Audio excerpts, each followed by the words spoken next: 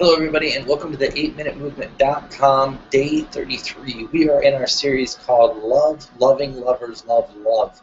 And really, it's just a week devoted to talking about love, Valentine's Day, some of the positives and negatives, and helping everybody, whether you're single or in a relationship, to get a better understanding of God's views on love and hopefully to have a more positive Valentine's Day experience, regardless of where you're at, who you're with, or who you're not with. And yesterday we just talked about it's okay to be single. We talked about the advantages to being single and how being single is not such a terrible thing. Today's topic is called raising the bar. And we want to talk about setting a higher standard in entering into relationships, because I think that we have, in our desperation to be loved and accepted and feel good, collectively, guys and girls, have lowered the bar as to what is acceptable to bring into their lives. And it is causing collective problems for everyone, because as everybody lowers the bar, it makes it a lot easier, and it makes the effort it takes to meet somebody and get in a relationship with them lower, which lowers the quality. So 3 points I want to make today about raising the bar.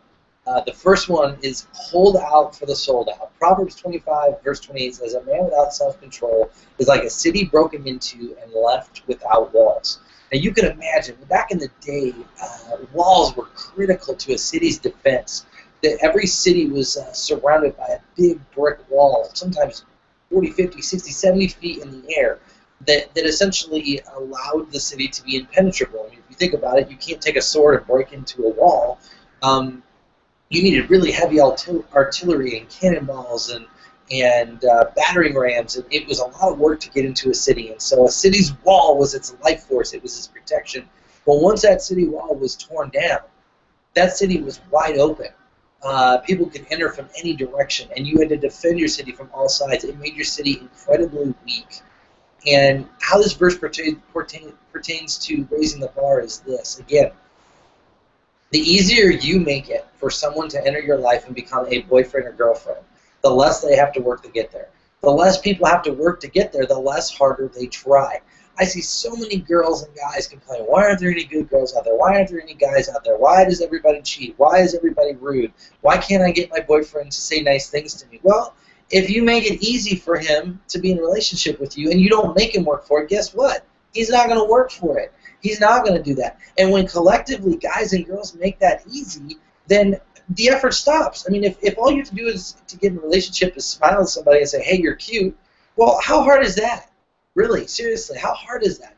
You have got to make yourself a prized possession. You got to make it clear from day one. It's going to take more than a catchy line and a little bit of a smile for someone to be in a relationship to you. They're going to have to prove themselves and earn themselves. And when we don't do that, this is what this verse is saying. When we allow our walls to be torn down, we have no defense. And not only do we have no defense in that present relationship because we've just let somebody in that we might not even know very well, but now the next person comes along and it's 10 times harder to defend ourselves. It is critical that in relationships we hold out, we wait, we don't just let anybody in. You got to be very selective about who you enter relationships to and prove to people that not anybody can be in a relationship with you. Not anybody can be your boyfriend or girlfriend, but someone is going to have to be above and beyond and take their lives to the next level and have a great relationship with Christ and treat you with respect and treat you with honor and honor your wishes and honor your boundaries and not push you to do things you want to do before they can even be in consideration for being your relationship. You got to raise the bar, guys. You got to raise the bar, girls. It's critical.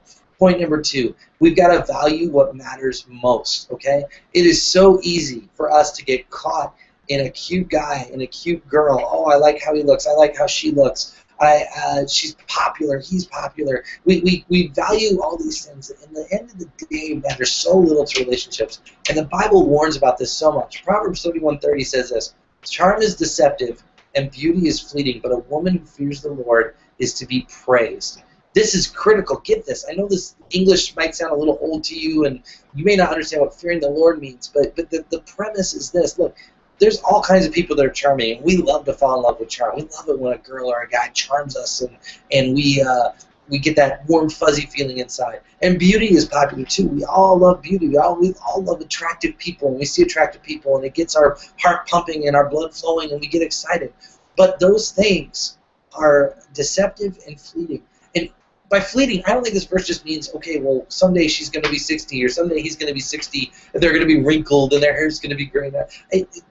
Beauty is fleeting beyond age. It's fleeting in the sense that after time, those things are going to wear off. They're going to be less and less important. And what's going to be more and more important is this person that you have to be on the phone with every day, or you have to sit in class with every day, or you have to be married to every day.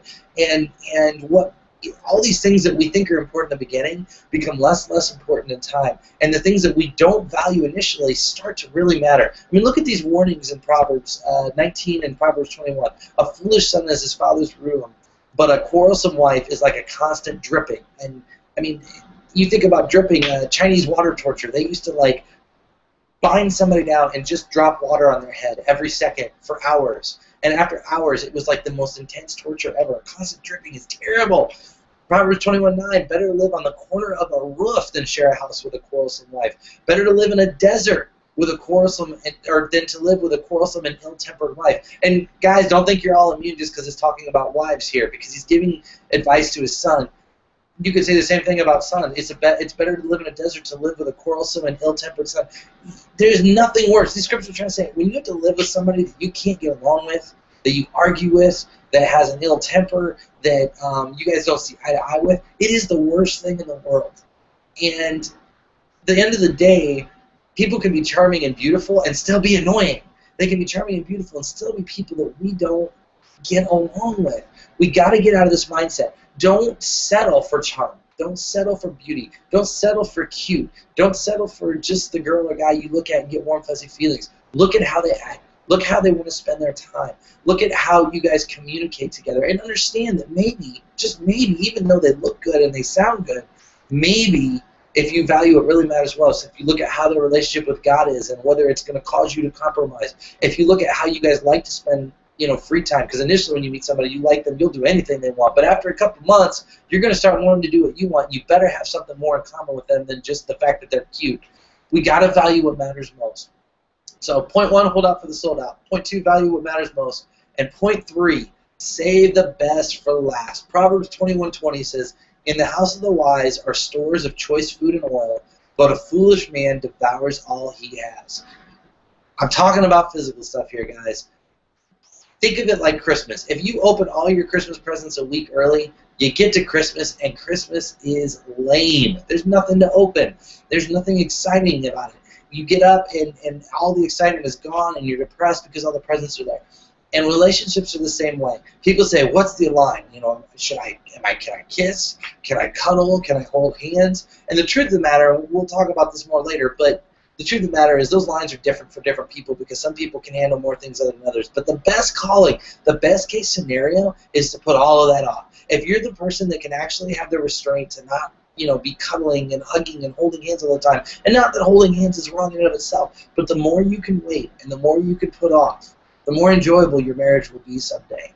And in this era, the temptation is just what this verse says, to devour all we have, to jump into every physical activity we can. And like a drug, you get the first physical activity and it's fun for a little bit, but then you get bored, so you go to the next one, you go to the next one, and you just keep escalating until nothing's left. And there is a lot of damage that can be done as you really try and get physically involved with somebody.